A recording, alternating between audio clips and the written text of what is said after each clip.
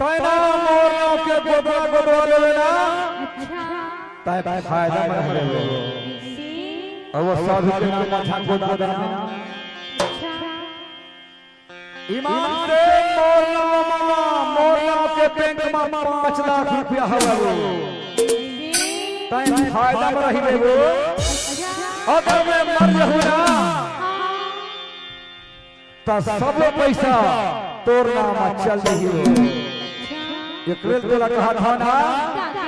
मोर नाम